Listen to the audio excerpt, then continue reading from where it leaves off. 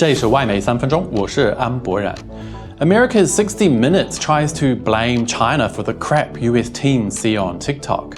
China's COVID-0 policy is here to stay, throwing a wet blanket on Western media rumours that relaxation was coming. And experts worry translators may not be able to keep up when Xi and Biden meet in person on Monday. This is Reports on China Quick 3. Let's start counting down.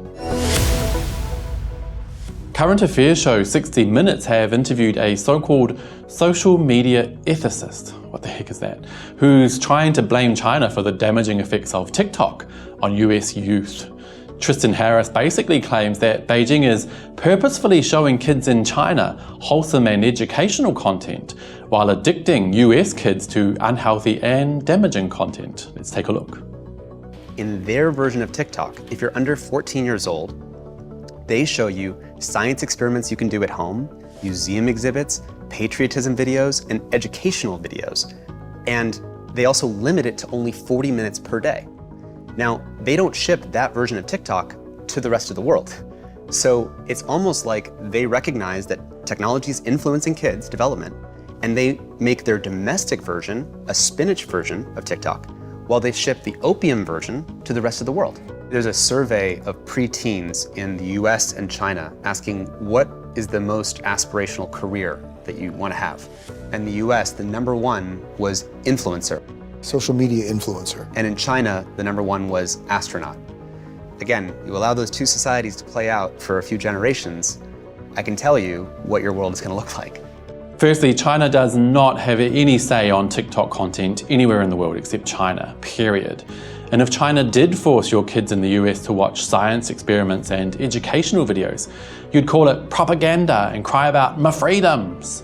Secondly, 60 Minutes and Tristan Harris have basically just given glowing praise to Beijing for understanding how to protect their kids from unhealthy influences at such an important age.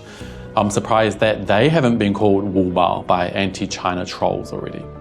Thirdly, the US and the collective West in general need to dial back their pride a bit and realise when China does good, seriously, instead of each and every time turning positive news 180 degrees and making it into something sinister.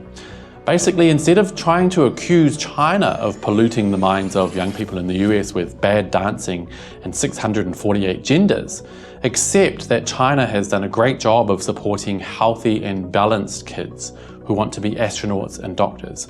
Try it just once. China's Politburo Standing Committee threw a wet blanket over more absolutely baseless Western rumours yesterday when they held a meeting to discuss the country's COVID policy.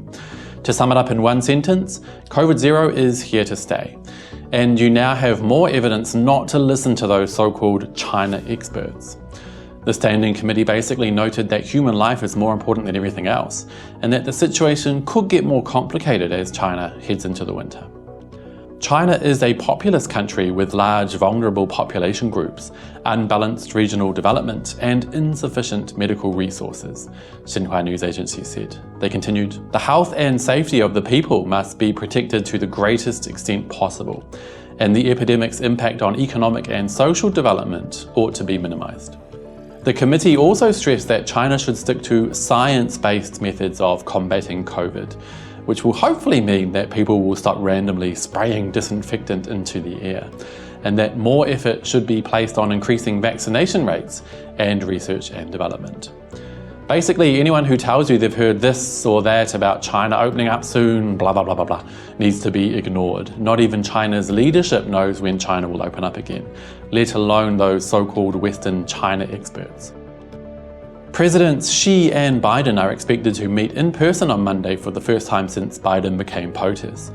The pair will have a discussion on the sidelines of the G20 summit in Bali, Indonesia, although it's not known at this stage if the translators available will be able to translate Biden's mother tongue, a rare and exotic language only spoken by a handful of people in his inner circle.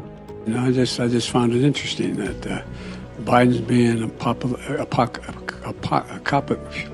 Biden's being extremist.